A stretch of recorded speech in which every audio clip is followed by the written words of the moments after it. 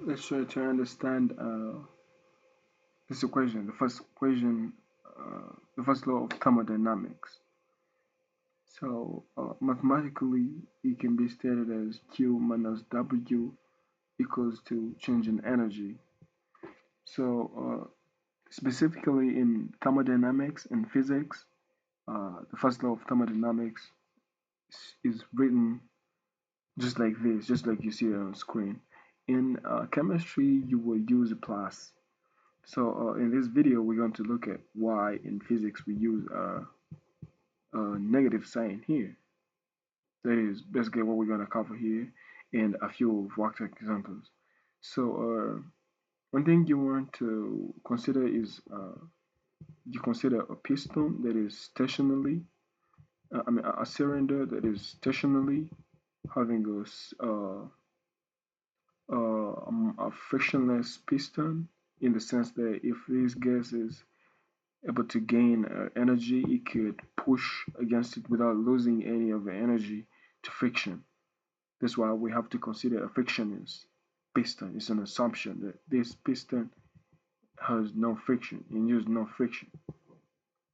So yeah, it's a gas, and this piston has B frictionless, and this is a cylinder. It's stationary.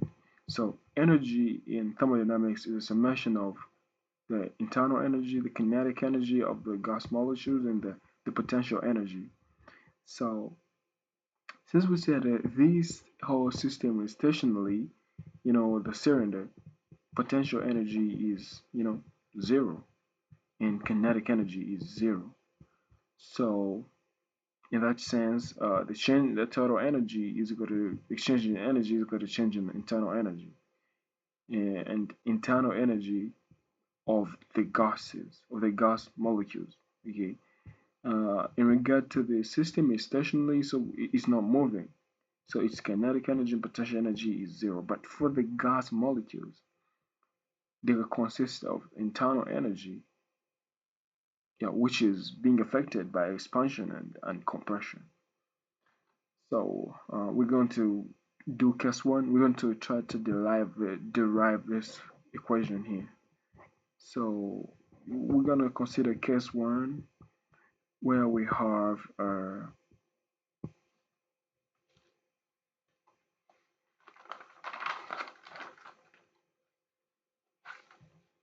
in case one, we're going to consider compression. So I didn't like insert the diagram, but we can use this one here. So we're going to consider when you compress, this is V1. At this position, you look at here, you mark it as V1. So you're going to push this exerted force here, which will push the piston to some place around here, and you'll mark it V2. So in that sense, that V2, the new position of the piston after pressing, becomes lower than the previous marked point. Okay, let me see if I can try and mark. But you can just have it there. It's a simple illustration. So what is happening? By compressing and pushing against this piston, the you're reducing the volume. That's why you have a negative change in volume. Okay, so dV, which is V2 minus V1, is a negative because V2 is lower than V1. So the change in the boundary work. And one thing you want to take note of is once you see W subscript B, it stands for boundary work. The work that the gas is doing here because the gas is in contact with this piston. So the work that is at this boundary here is what we call the boundary work. So and we know that work is the multiplication of pressure and volume and the change in volume. And I wish and I wish to think that everybody knows how this comes about. In case you don't know, I'll make a video maybe to show how that comes about. But it's a quite simple thing, and yeah. So once you multiply this, we already said the change in volume is V2 minus V1, which gives you a negative since V2 is lower than V1. And Once you substitute in this formula right here of Q minus, now this is negative after doing this multiplication, you get the change in energy. And remember, we said potential and kinetic energy of this cylinder is zero because it's stationary. So we shall have this is Q plus P change in volume, which is going to change in internal energy. So once you compress a gas which is in a cylinder that has a frictionless piston, the internal energy of the gas molecules is going to increase, which is right here because we're getting the energy plus the work, and that's the change in internal energy. It's going to increase. And now we're going to consider case 2 where we have expansion. So initially we have a piston here, this is V1, but now we're saying the gas is getting an external source of energy, and that energy is enabling it to to push the piston to suppress here. So that you mark it as V2 and this is V1. So according to V2, case 2, V2 is greater than V1. So once you get V2 minus V1, you're going to get a positive value. And yeah, so once you substitute in the equation, you're going to end up with Q minus W is equal to change in internal energy. And what does this show you? Expansion decreases the internal energy of the gas. If a given heat, even if a given heat were to be added, the internal energy would still decrease if the work done on the expansion were to exceed the heat added. So one thing that I did mention here is that the gas had external source of energy which enabled it to expand. But we want to look at this in first case. Let's say there was no actual heat, like let's say this was insulated from the environment, but the gas still expanded. So you will ask yourself, why is the gas getting that energy? Well, the gas is expanding at the expense of its own internal energy. That means at the end of the reaction, at the end of the process, its internal energy will be wasted. It will be spent, all right?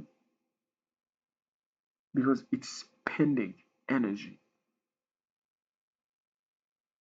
So that's why you see here there's a reduction. There's a reduction in internal energy. And now you want to say, what if we supplied maybe heat to the gas? So yes, in case you supplied heat into the gas and it expanded just a little bit and it didn't exceed the energy that was supplied, the internal energy is not going to reduce. But in case you add heat, or yeah, heat, which is given by Q, and the gas expands greatly, such that the work it does against the piston is greater than the heat you supplied, there will be a reduction in internal energy. Why? Because the additional work that was done uh, that was greater than the heat you supplied was due to the gas's own internal energy. And that's what usually happens. You supply a little heat and the gas infinitesimally, you know, continues to expand. And also, from this general equation, you'd ask yourself, why do we have a negative here in physics? Why do we have a negative in this formula? So I want you to, well, here I already told you we're considering boundary work here. So once we were stating this general equation is being stated, they consider the amount of work that is output.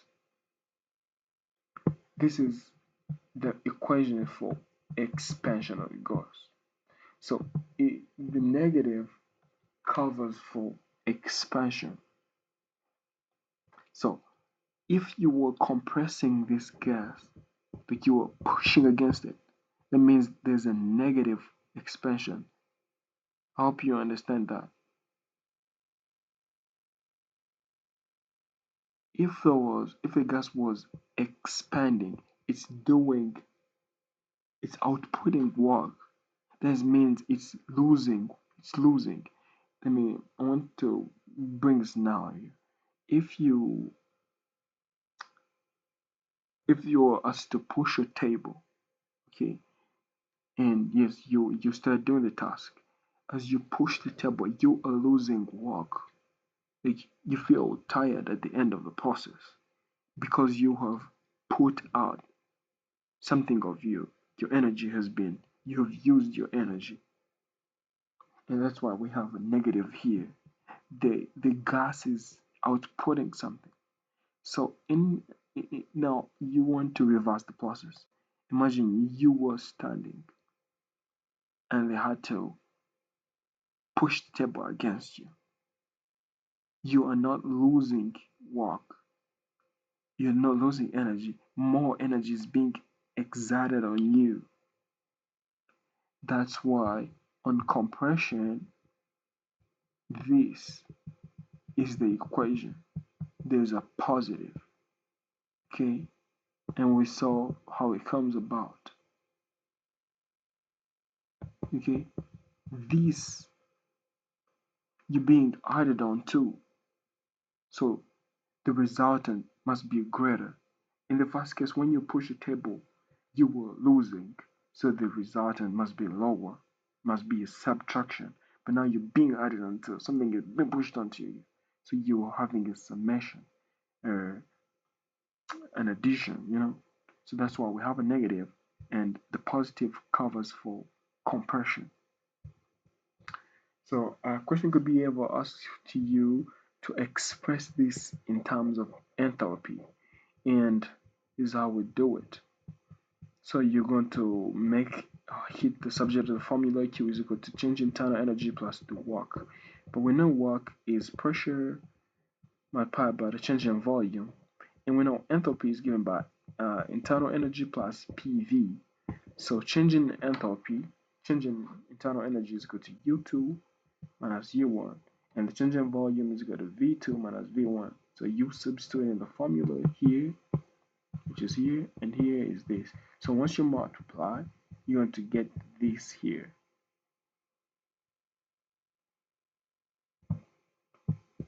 Which is U2, like you create, like you're going to correct the like terms, the terms that belong to 2 and the terms that belong to 1. And once you do that, you realize that this is H2 and this is H1. So, which is the change in enthalpy. All right.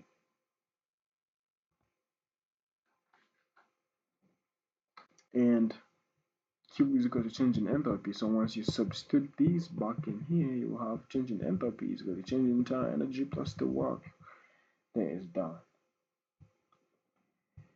So you want to note something. So remember, this thermodynamics we're covering is in the context of engineering. So in a car engine, for example, the boundary work done by the expanding hot gases is used to overcome friction between the piston and the cylinder and to push the atmospheric air out of the way and to rotate the crankshaft. Therefore, the boundary work is equal to the work against friction, work against the atmosphere, and work against the crankshaft. So, which is integral from 1 to 2, like initial to final, and is the frictional force and the force due to the atmosphere and the force due to the crankshaft, and you change in x, which is the volume. Okay, yeah. So now we have some examples here. Boundary work for constant volume process. So this saying a rigid tank contains air at 500 kilopascals and 150 degrees Celsius. As a result of heat transfer to the surrounding, so it's losing. That's why we have here from that container, it's losing heat. The temperature and the pressure inside of the tank drop to 65 degrees Celsius and 400 kilopascals. Pressure is reducing. Determine the boundary wall during this process. So you have to first draw this, illustrate, and we're talking about air. It lost energy and its pressure dropped and temperature dropped. And they said rigid tank. Rigid tank means it has no change in volume. So you want to illustrate that, and they want to determine the boundary work. So we know even before we do anything, work is P dV, and now we have 0 here. That means there's no work done, right? So you could illustrate it on a PV diagram just like this. Is the initial and is the final, and you show a process. Okay, it's dropping, and it's as simple as that. You could do that. Use a boundary work is the integral from 1 to 2 PV, but PV is equal to 0, so the answer is 0. Example 2, boundary work for constant pressure process. So this was constant volume, right? Now this is constant pressure. A frictionless piston cylinder device contains 100 pounds of steam at 60 psi and 320 Fahrenheit. Heat is now transferred to the steam until the temperature reaches 400 Fahrenheit. If the piston is not attached to a shaft and its mass is constant, determine the work done by the steam during this process. So I want the boundary work, and we know the boundary work for an engine because we're talking about engine. You saw here shaft is the work is done up against friction, atmosphere, and the crankshaft. So we said frictionless. That means friction is out. We said if the piston is not attached to a shaft, so work done against the shaft is 0 because it's not connected to the shaft. So we know that the only work that is being done is against the atmosphere. Okay, and since it's the only factor and atmospheric pressure is constant, that means the pressure we're being given, 60 psi, is constant pressure. And that's how this idea of boundary work for constant pressure comes about. Because we are doing work only against the atmosphere, and atmospheric pressure is usually constant. So you want to illustrate in thermodynamics, ice, liquid water, and steam. All the three are still water.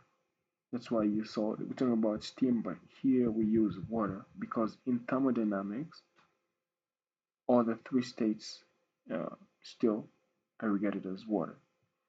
So its heat is now transferred to steam. The steam is getting more heat. Okay. So from the previous discussions we heard, you could guess that this is superheated because it's already steam and more heat is being added. And yeah, it's being superheated vapor. So you do that, and now that we want to use, we know it's superheated vapor, and yes, we have that in mind. Now we can use this formula, and because we don't know the volume, but we know the specific volume properties of superheated vapor, and we know that specific volume is total volume divided by mass, we could collect like terms and we end up with this formula. And remember, it's steam, okay? There's no liquid, there's no liquid, just mass. So the masses remain constant. That's why I have m0. And it was given to us. The question is 100 pounds. So to attempt this question, there's something I forgot to tell you. You will have to have table A6E, and for most tables we used in the previous examples, they did have the SI units, but this one is having British units. You see pounds and PSI. So uh, in case you don't access that table, you could mechanically, convert to kilograms and kilopascals. But I would is encouraged to get the tables, and I did. Let me see whether I did do that. Yes, you could get them using this. Send your introduction to thermodynamics and heat transfer second edition. In case you're watching this video on YouTube, that means you have internet connection, so you could just type in your browser and you get the PDF and you check the very last pages of the book, you will get these tables. This is H6E. So from that table, you will go straight to 60 psi and you get these properties 320 Fahrenheit and 400 Fahrenheit, which are these. They're here, there's one is here and here.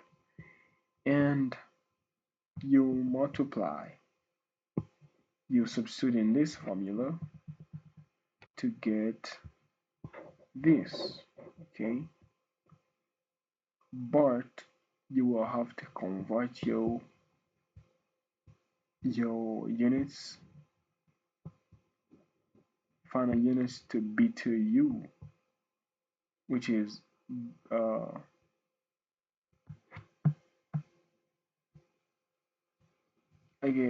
this is the British thermal unit.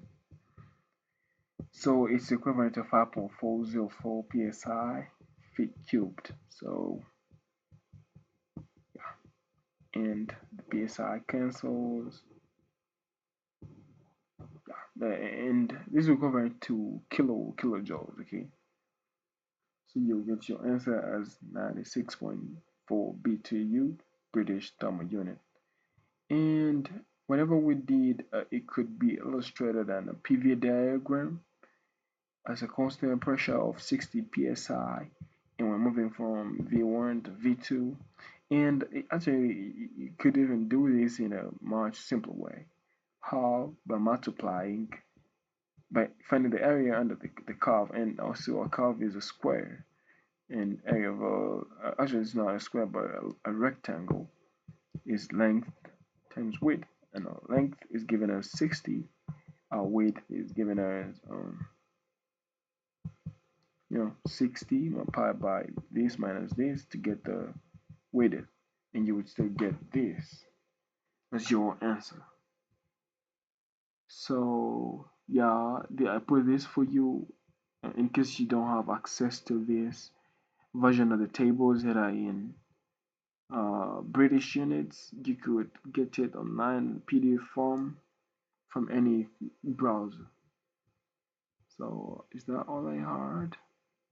Yes, this is the only examples we had for this video, and in next video we shall look at polytropic processes, and we shall do more examples. So thanks for watching.